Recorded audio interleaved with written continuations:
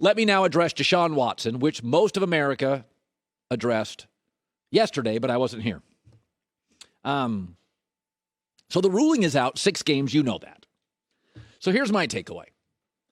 That through the course of life, there are lies that are accepted.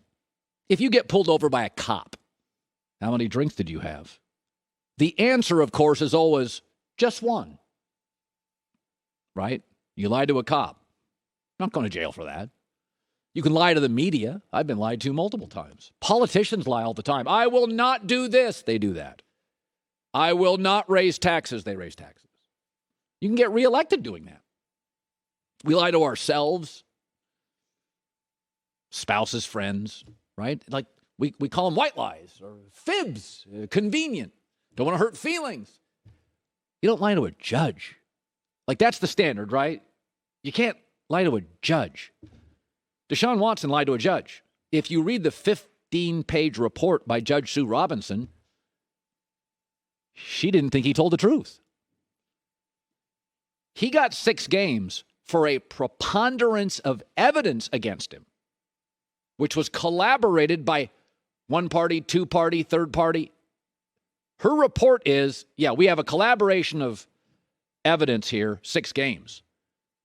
That, to me, gives Roger Goodell, maybe they should put perjury in the next CBA.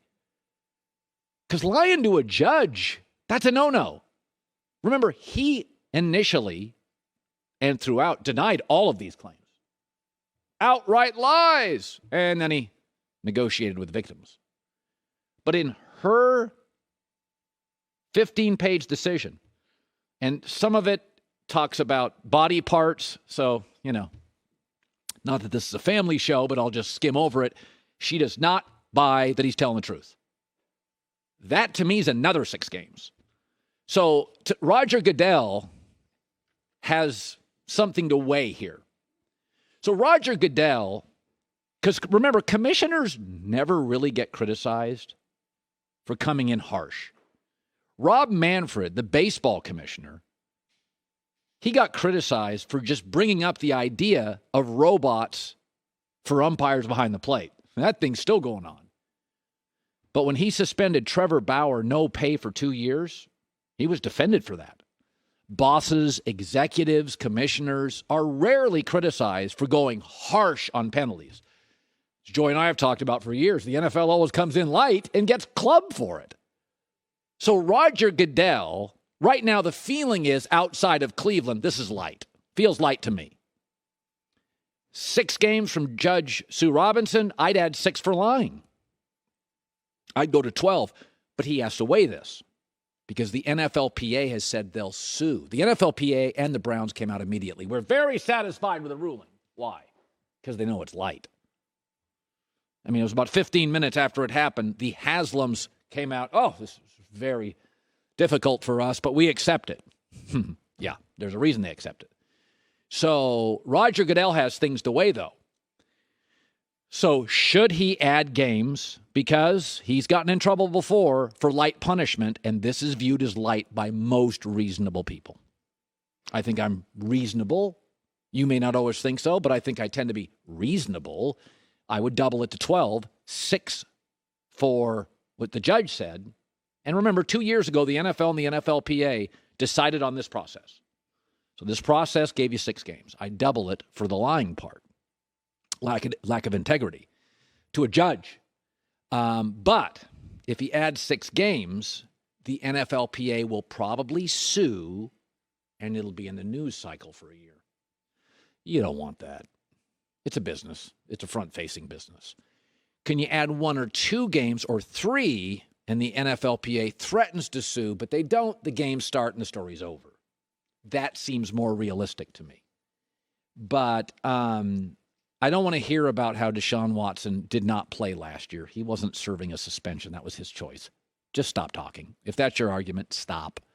What'll be interesting here now is what the commissioner does. Rob Manfred sent a guy home for ugly, violent accusations. 2 years, no pushback. 6 games feels light. I would double it. But I know if I was commissioner and doubled it, I'd probably get sued, and now it's in the news cycle for a year. Let's be realistic. That's what you don't want, right? Remember the Kaepernick story? Regardless of where you fall on it, it was in a news cycle for a year, and the ratings went down. So the other thing to remember, Roger Goodell has one advantage here. The Haslams are not well-liked among owners. So a couple years ago, after suspending Zeke for 6 games, Jerry Jones was furious. Jerry Jones has power and is well-liked by most owners. He wanted to get Roger Goodell fired. Owners wouldn't let him. And Jerry's got power.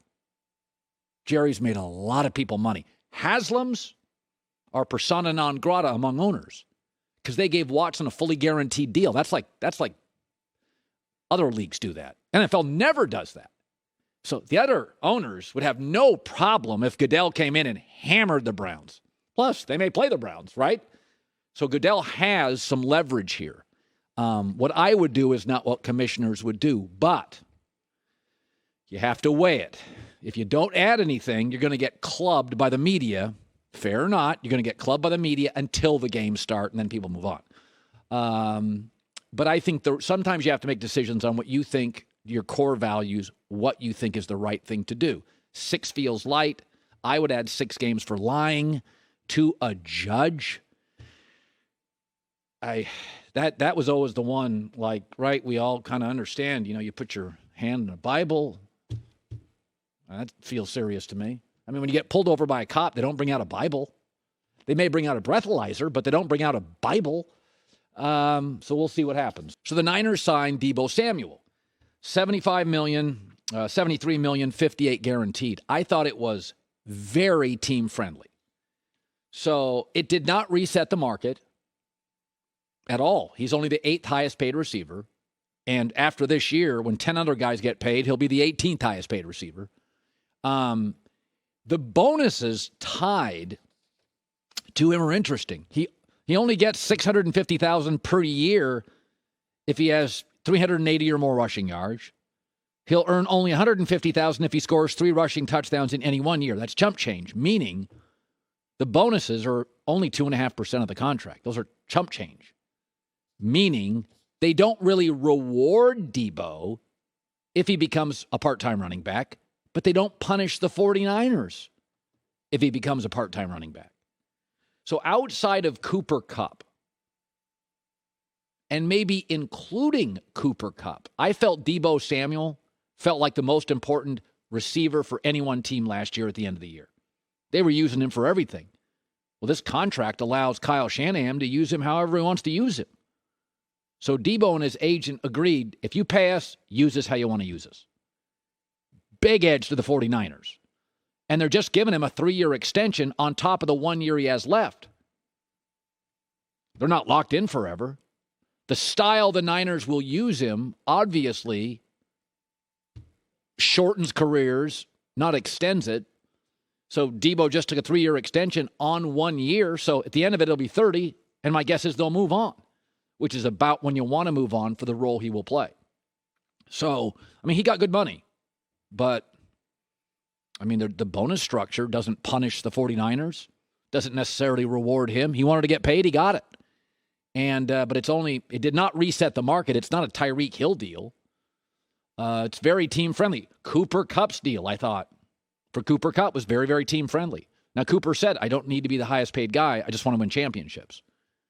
But, I mean, if you look at that list, Devontae and DeAndre Hopkins and A.J. Brown and D.K. Metcalf, Stephon Diggs, you and I watched Deebo Samuel for the Niners. Because remember this, too. He'll become a bigger part of this offense because they don't have an elite quarterback. Devontae Adams does. Cooper Kupp does. DeAndre Hopkins does. Stephon Diggs does. So the Niners could use him as a running back half the time. They could use him a lot at running back. He was the centerpiece last year, and that's with Garoppolo. Also remember, George Kittle gets hurt. Brandon Ayuk's young. So they're going to rely on Deebo a lot. Felt like a win for the team there. Hi, everybody. Thanks for watching. Subscribe here to get the latest from the show. Also, be sure to check out more of the best clips from The Herd or go watch a few segments from other shows on FS1.